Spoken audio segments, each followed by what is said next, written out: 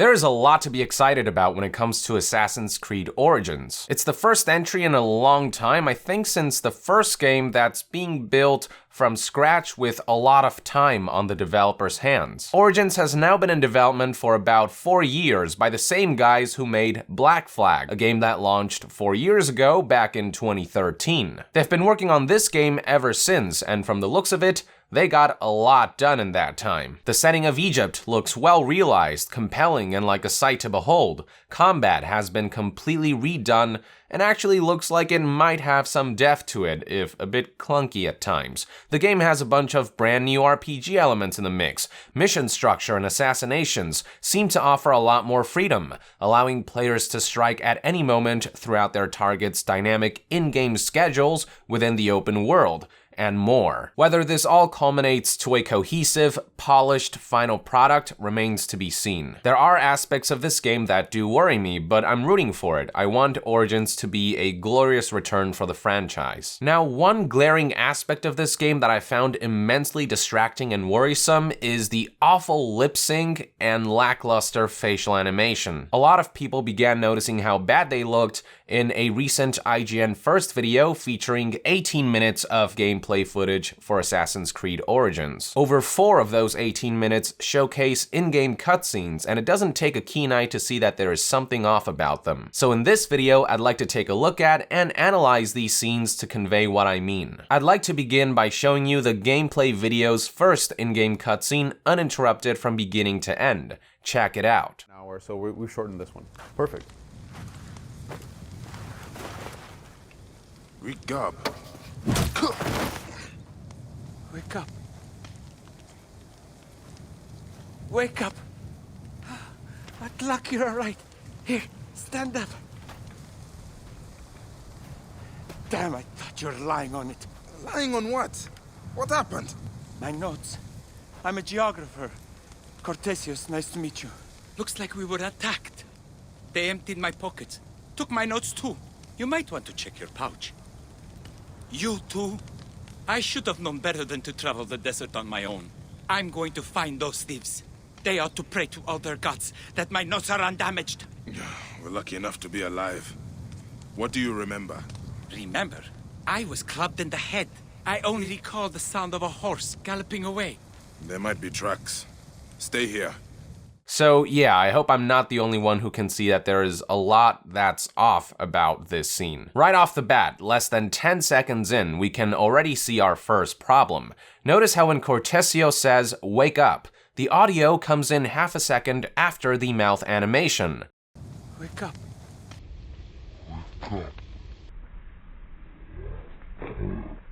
Another big problem is that the mouth movement doesn't even match the dialogue. His mouth just sort of lazily opens and closes real quick. It should look like this, "wake up," but it looks like this, "wake up." Moving on, Cortesio says once more, "wake up," but this time in a graver tone. Wake up. Wake up. Alongside being marred by the same 2 problems as before, off-sync audio and poorly animated lip movement. Wake up. Wake up.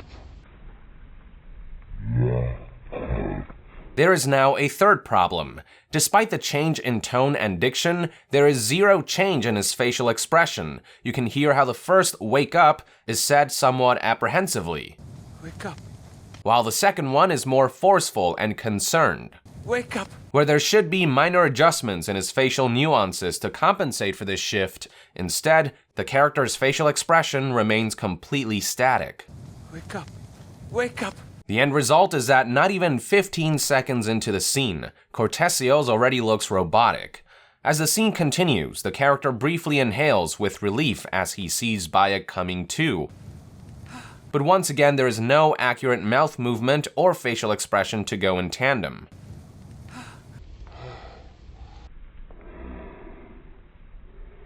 Cortesios then proceeds to help Bayek stand and says the following. At luck you're all right. Here, stand up. Here, the lack of lip sync, dynamic lip movement, and emotive facial expression becomes especially apparent. At this point, Cortesio sounds relieved, so his face should be slightly smiling while still showing a degree of concern, but it remains exactly the same as before. All we're really seeing here is the mouth flapping open and shut without any meaningful contortions. It's all very lazily made. What luck, you're all right. Here, stand up. What luck, you're alright. Here, stand up. In real life, there are tons of nuances to how the lips move with every word spoken. You can see it right now. There are so many flexible muscles at play right here. And these minute details are vital towards making a virtual character look alive while they're talking. Honestly, forget things like polygon count or texture resolution for your character model. If you can nail their facial animation, then they'll just spring to life on their own. Case in point, just check out Half-Life 2, a 13-year-old game. The character models clearly look dated when it comes to graphical fidelity, but they feel more alive than most video game characters in the last 13 years. Why? Because they freaking nailed the character's facial animations and all the little nuances of human expression. The G-Man with his very poised demeanor looks more alive than Bayek or Cortesio's in Assassin's Creed Origins. Anyway, moving on. Another problem with this moment is that Cortesio's eyes are completely static. They're not looking at anything, they're just standing perfectly motionless and facing whatever direction the head is facing. In real life, only blind men do that. Their eyes don't focus on anything because they can't see. But for those who can see, it's a subconscious thing, but their eyes are always darting about, finding something to focus on and latch onto. Like my eyes right now, they're latched onto the webcam. It's something that it's focused on. So when eyes in video games don't find purchase on anything, it only serves to make the NPCs look either blind or robotic. Moving on, after the two stand up, as Bayek comes face to face with Cortesios, a minute glitch occurs in which Cortesios' face skips to a slightly different expression instantaneously.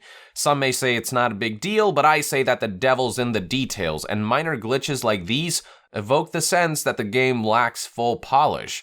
This isn't the only time that something like this happens either, as you'll see later on. From there, as the conversation continues, you can once again see the same combination of issues as before: off-sync audio, rudimentary lip movement, and static expression. Facial expressions do change from time to time, but when they do, it's not a constant, smooth, natural transition that coincides with the dialogue, but rather abrupt and canned, as if the game is cycling through a selection of basic facial presets on certain dialogue cues.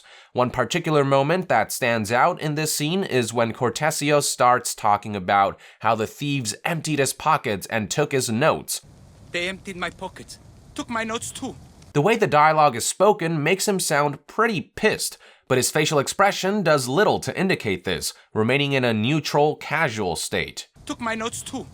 Took my notes too. From there, he says to Bayek, You might want to check your pouch.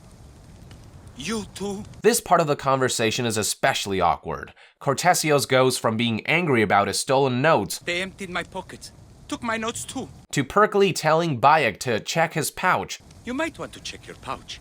to then pausing for a brief moment before remarking, You too? You too? Facial animation issues aside, this is awkward because there is no transition in which we see Bayek actually check his pouch and notice that his things were stolen too. You might want to check your pouch.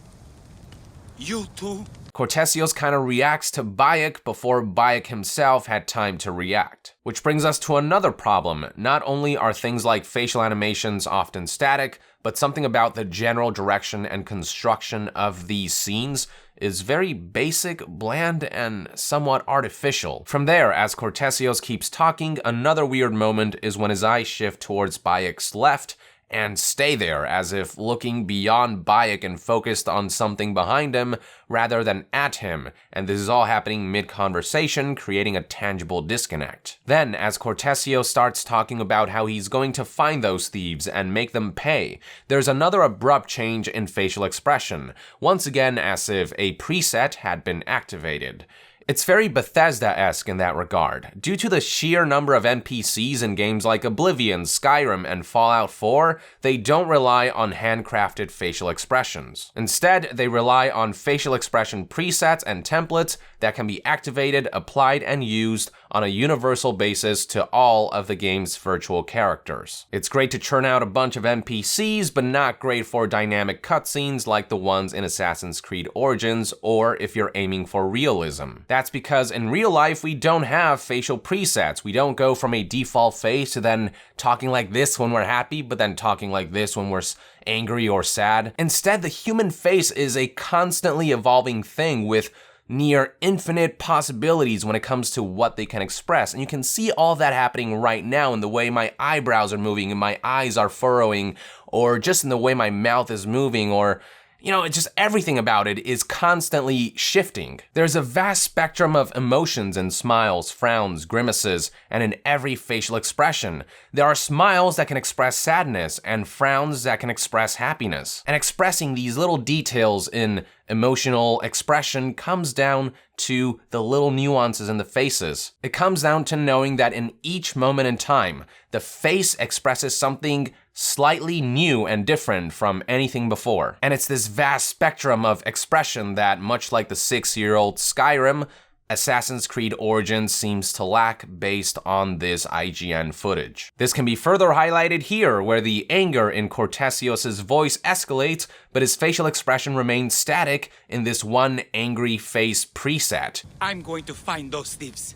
They ought to pray to all their gods that my notes are undamaged. Particularly when he says undamaged in a fit of fury, his face should be grimacing and contorting more to match this escalation, but instead, the face is kind of stuck in this one mode. They ought to pray to all their gods that my notes are undamaged, that my notes are undamaged. And after that fit of anger, notice how his face abruptly changes to its default neutral preset, with a slight smile that mismatches his current state of mind. That my notes are undamaged. Again, a very narrow spectrum of expression, very strange, very robotic, and artificial. As the rest of the scene plays out, it's the same problems as before, all the way to the end, so not much else to say. I should have. With all that in mind, here's another cutscene from IGN's video, this time featuring Bayek talking to a child. Pings items of interest. Exactly. Yeah. It is dangerous. I'm just finding things for Anta. What are you doing here? I'm a Magi, looking for some thieves who came this way. Did you see anyone? No. No one. Are you here alone? No, yes, alone. First things first, is it just me or is there something strangely rubbery or plasticky about the way the child looks? They look like grown versions of those rubberized plastic baby dolls. It's a bit weird. Maybe it's something to do with how their skin is so smooth, I'm not sure. It doesn't help that their faces are also animated off of a handful of presets and some lazy lip syncing, resulting in these doll-like static faces. Right now, the kid is supposed to seem nervous. It should be very clear that he's a really bad liar, but the only thing that makes us get that impression is the words in the dialogue. The kid's face doesn't express much in the way of nervousness or feigning ignorance, and the mediocre voice acting doesn't do the scene any favors either. Did you see anyone? No. No one. Are you here alone? No, yes, alone. And it's not just the child. Bayek also has his fair share of lip-syncing issues, static expressions, and average bland voice acting. Looking for some thieves who came this way.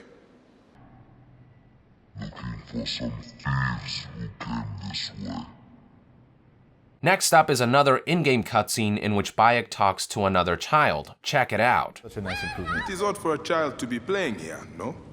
Oh, what do you mean? I'm looking for some stolen items. Looks like you could help me. I don't know what you're talking about. My child, you are not at fault. I am here to help. We hid it in Menkaure's pyramid. I'm sorry, we had to do it for Anta. I am sure Anta is a good friend, but Giza is no place for such foolishness. There's not much need to point out here. The same issues I described before permeate throughout.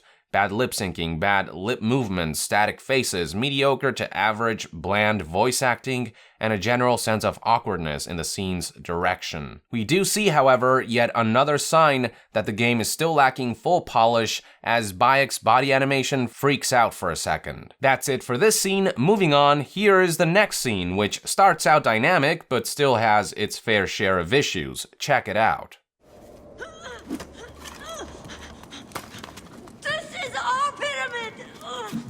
Hey, you've got quite the swing.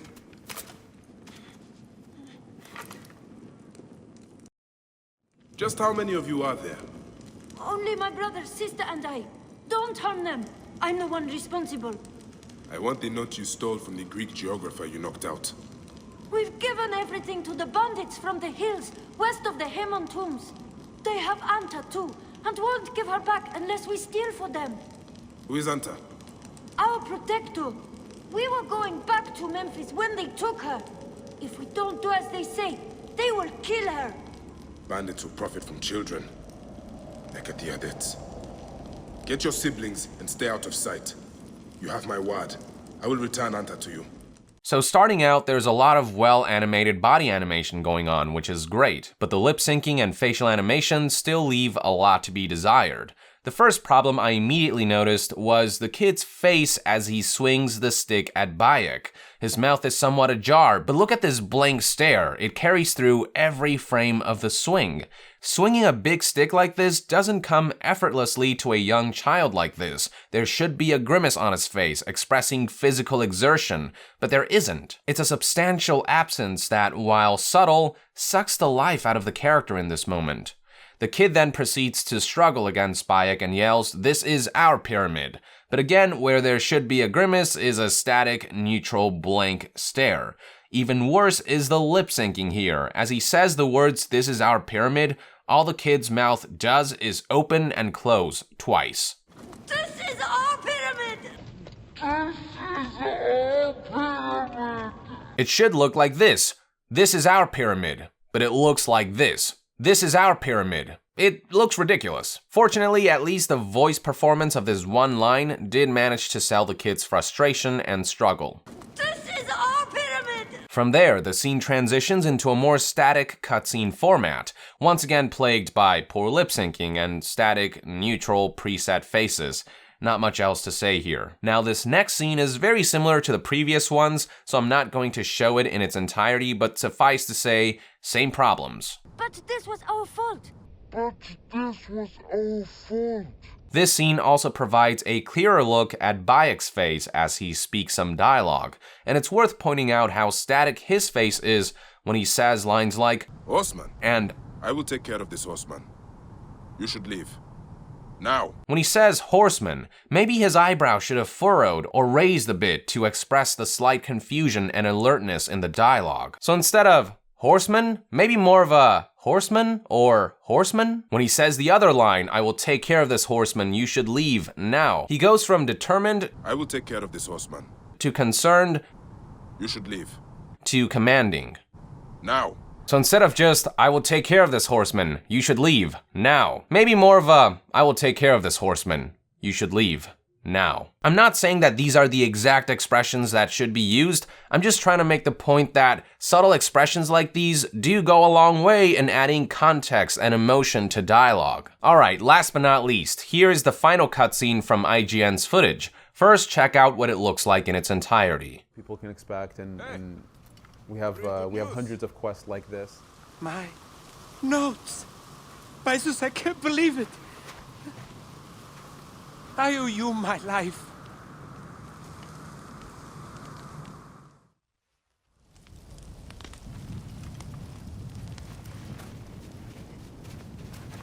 Is it over? Are the bandits gone? And they won't bother you anymore. So you can stop bludgeoning people over the head now. Are these the thieves? Easy, friend. There was a misunderstanding. Their hands were forced. And these kids need a safe passage back to Memphis, right? Yes, to the house of Neff, with all the other children. I have not yet mapped out Memphis. It was supposed to be my next stop. Do you know the way? No, but they know their way around. What luck. Come along, then. Memphis? Ah, yeah. Of course.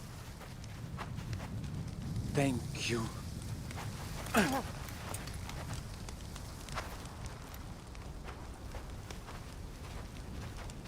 Come visit us. So previous problems aside, this particular cutscene has what I call the Mass Effect Andromeda syndrome, a combination of static eyebrows, inanimate eyeballs, and the centered placement of the iris yields a demonic look akin to the infamous character Addison from Andromeda. Granted, Origins isn't as bad as Andromeda when it first launched, since the shading of the eyeballs are better and the pupils are less prominent, but holy shit do the kids look creepy here. Same thing in this wide shot. These kids' faces and eyes remain completely demonic all the way through. Even during this moment when the kid tries to calm his dog down, that creepy expression doesn't change. There's a dissonance between their actions and their faces, and it's very unnerving, much like Andromeda. Sorry, my face is tired from dealing with everything. Here's another close-up of one of the kids. Don't think I need to point out what's wrong with this picture.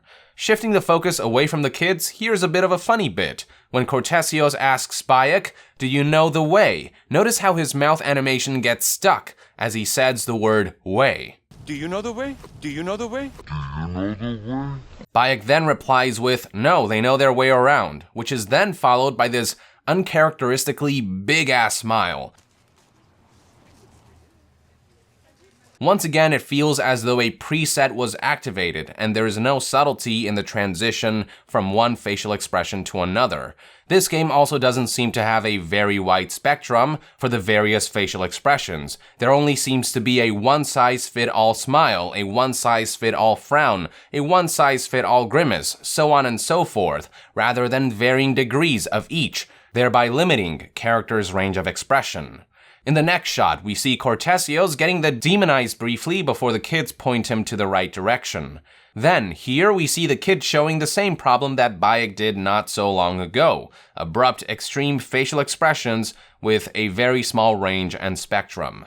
Last but not least, as Cortesios hugs and thanks Bayek.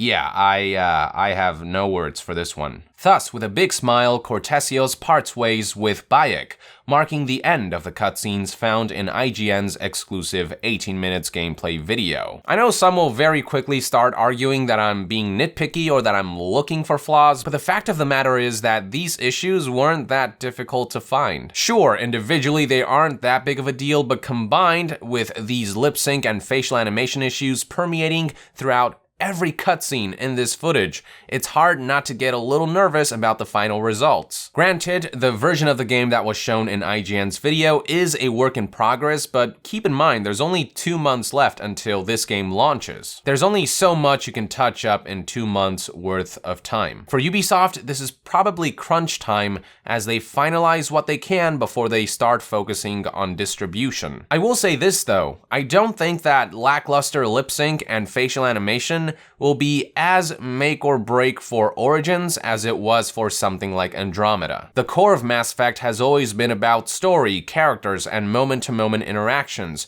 making things like lip sync and facial animation vital. But Assassin's Creed, I feel like, has always leaned more towards the gameplay side of things. I feel like that's what people care about more than the story per se. Not to say that the story, characters, and interactions don't matter in Assassin's Creed, just not quite as vital as something like Mass Effect. That's still no excuse though, it's better to ship a product that is fully polished in every aspect. While Assassin's Creed's lore and story isn't always the main draw for most people, there's a lot of it there, and poor lip sync and facial animation may seriously hurt aspects of that in Origins. So here's hoping that before the game launches, the devs pay special attention to things like lip syncing, dialogue timing, mouth, eyebrow, and eyeball movement, iris positioning, dynamic expressions, and scene direction, all of which I found to be somewhat lackluster throughout IGN's video. If they don't fix this stuff, then